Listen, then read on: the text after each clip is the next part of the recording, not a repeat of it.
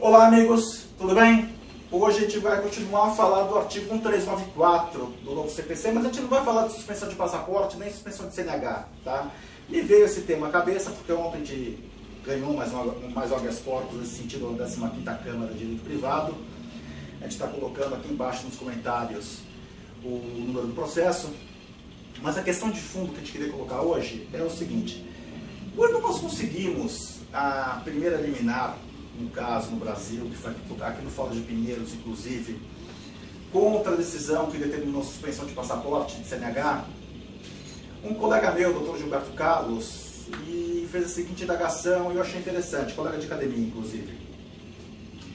Ele perguntou: olha, Paulo, parabéns pelo que você conseguiu, mas a pergunta que eu me faço agora é: o artigo 1394 não ficou sem utilidade? E eu tenho feito essa pergunta a mim mesmo com uma certa frequência. E daí comecei a parar para pensar sobre o tema, e eu vi um processo aqui do escritório, tem um cliente meu que é devedor, e eu acho que não, ele não ficou sem utilidade. Vamos lá. O artigo 1394, ele fala que o juiz não pode violar a lei, obviamente. Essa é uma interpretação que foi dada, que é data na cima vênia, muito errada, como também é muito errada essa interpretação de que os meios executivos são atípicos. Eles não são atípicos, mas essa é uma outra discussão, para uma outra aula, para um outro vídeo. Todavia, eu acho que em situações excepcionais, se o juiz não pode violar a lei, ele pode alterar um pouco algumas etapas procedimentais. Da mesma forma que muitas vezes uma cautelar, que uma tutela antecipada, que uma tutela de evidência, que uma tutela de urgência é concedida sem oitiva da parte contrária, porque eventualmente contraditório pleno pode atrapalhar a própria estrutura do processo, eu acho que em alguns casos isso é possível fazer-se sim. Eu vou dar um exemplo. Bloqueio de veículo Ranajude. Você penhora o carro de um devedor de um cliente seu, ou um cliente seu que é devedor tem o veículo penhorado.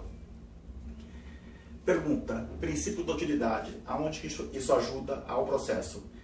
Princípio da menor onerosidade da execução, também é violado. Eu vou explicar por quê. Porque hoje você penhora o carro, e esse carro bloqueado vier na Ajude de São Paulo, esse veículo vai ser apreendido.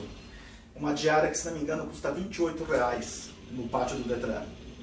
Até essa execução ser resolvida, não vai demorar menos que 1 ano, 6 meses, pelo menos. Então a gente está falando entre 180 e 360 dias. Tá? Então, se você bloqueia o carro judicialmente, esse carro não vai parar na mão do credor.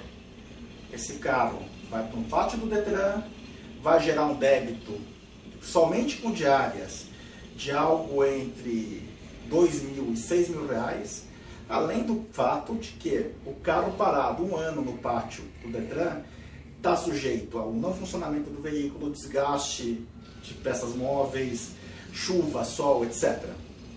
Quer dizer, depois de 1 ano esse carro virou um lixo, virou algo imprestável. Então, você como advogado credor ou como advogado devedor, você tem que situação. Essa penhora não resolve entre as partes, não é útil processualmente a satisfação do débito, a satisfação do crédito. Pelo contrário, pode até atrapalhar a própria satisfação do crédito. Essa é uma outra questão também. E também viola o princípio da menor onerosidade.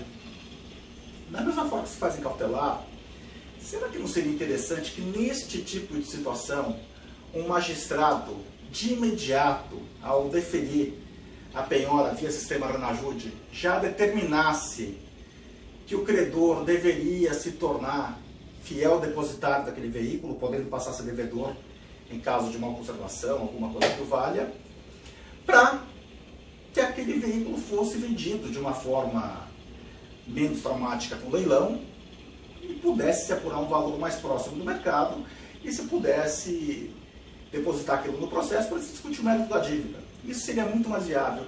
E isso acontece. Eu vou dar um exemplo muito simples, tá? Quem tem mais de 40 anos de idade lembra disso. Falência da VASP. A massa falida da VASP arrecadou os aviões da empresa, aviões funcionais que voavam, etc.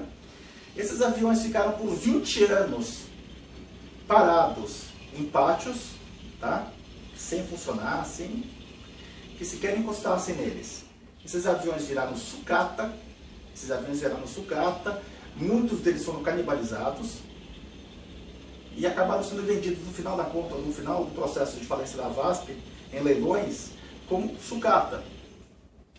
Era mais razoável que os adventos tivessem sido alienados a terceiros que depositassem em juízo o valor da alienação, de um eventual leasing que fosse feito, etc., para evitar isso.